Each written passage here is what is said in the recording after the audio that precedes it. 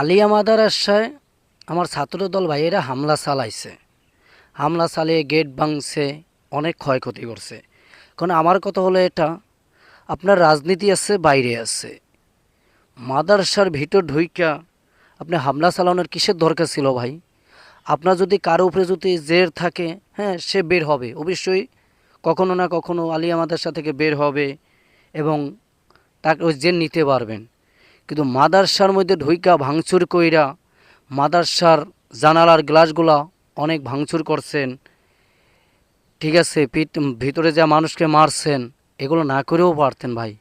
বিশ্বাস করেন না, সত কথা বলতে কি জানেন, আপনারা যা করছেন না, স্বৈরাচারকে হারে মানিয়ে যাইতেছেন। এগুলো বাদ দেন ভাই, এগুলো বাদ দেন। আল্লাহকে ভয় করেন, আল্লাহরকে ভয় করেন, না হলে মানুষের প্রতি আপনাদের গজব হইয়া যাবে ভাই। মানুষ যদি অভিশাপ দেয় আপনাদের ভাই, থাকতে পারবেন না ভাই। কারণ এই মানুষই আপনাদের সাথে ছিল, সাধারণ মানুষ আপনাদের পক্ষে কথা বলছিল। এই মানুষগুলোকে এত তাড়াতাড়ি ভুলে যায় না ভাই।